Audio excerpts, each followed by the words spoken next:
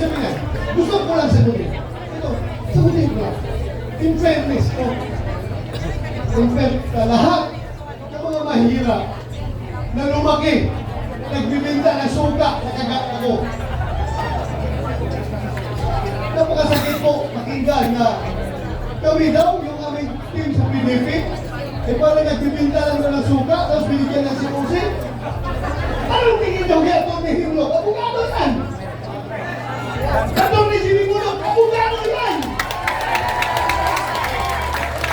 Katong ni Rodriguez, abogado yan! Katong ni Marcolita, abogado yan! Ako, pinag-abogado. Pero,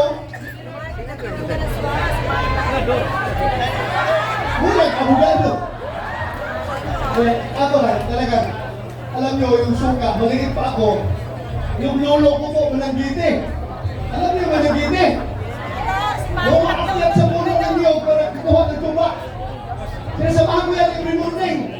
Ako ang nasa alin ng puno, kasi yung tuba na kinukuha niya sa taas, binababa niya, ako nagatanggap. At yung tuba na kinukuha niya, binibinta niya yan. Kapag hindi nagbinta ang tuba, kinabukasan, bahal na yan. Ano ibig sabihin ng bahal? Hindi na presko. Suka na. Bahal na, medyo mapakla na yung tuba. Pagkapangatlong araw, mas lalo mapakla, bahal pa rin ang tawag namin yan.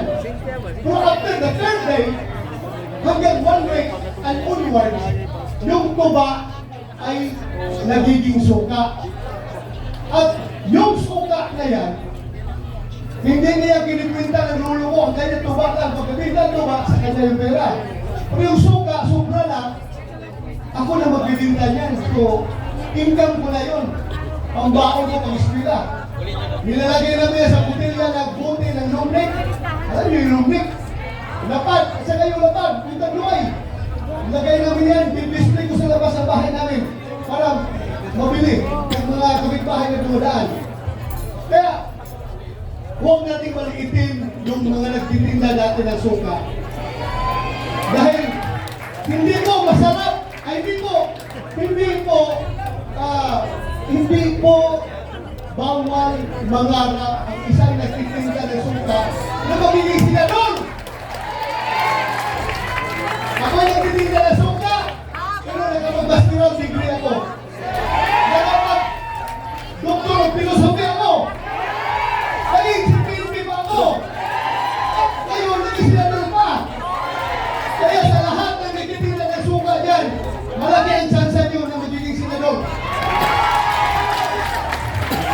Hindi kasi, ito mga tao na lumaki sa layaw, yung hindi kumakain ng pagkain ng mahirap, naniwala sa kanya suka. Pero sa ating mga mahirap, very essential ang suka sa ating kusina. Dahil hindi masarap ang tuyo, hindi masarap ang ulat, hindi masarap ang daing kung walang suka. Kaya, sige lang, tawagin ninyo kaming Team Suka. Okay lang. Team Suka, basta importante, kami ang nagpapasarap sa ulam ng mga taong mahihirap. Kasi kung walang suka, hindi masarap yung daing, yung tuyo. Masakit masyadong malunok yung kanin na ang presyo ay nag 50 pesos, hindi 20 pesos, ha? Hindi 20 pesos ang kilo ng bigas. 50 pesos to 58 pesos. Minsan nakapunta na 60 pesos. Kami po, ang tumutulong na malunok yan. Ordinaryong tao, yung kanin na mahal. Dahil sa suka na sila sausaw yung mga bulan. So okay lang, tawagin nyo kami Team Suka, no problem. Basta kami ang suka sa buhay ninyo. Ha? Ha? Pwede? Tayo daw! Ay! Ha? Baliktad. Hindi, nabangkit ko lang kasi yung nakikita ko dito. Ito yung kami. Nandito ko lang. Dito sa kabila. Pastor Kibuloy. Diba? Isa-isayaw ko lang, isa-isayaw ko lang mamaya. Isa-isayaw ko lang mamaya. Huwag yung mag-alala, isa-isayaw ko lang. Ang kandidato daw ng kabila ay may bahid ng dugo ang kamay. Wala nang signal. Dahil sa tukhang, wala mong ibang involved sa tukhang kundi ako. Diba? Kaya, with all due respect, sasagutin ko lang po. Alam po ninyo mga kaibigan, kung yung aking mga kamay ay may bahid ng dugo, hindi ko yan ikinakahiya. Ha? Kung yung aking mga kamay ngayon ay may bahid ng dugo, dugo na mapasasamang tao, kung kinakailangan na madumihan ng dugo na masamang tao ang aking kamay para maprotektahan ang buhay ng mga matitino, mababait at mga law-abiding citizen, gagawin ko po yun. Itaga nyo sa bato. Gagawin ko yan.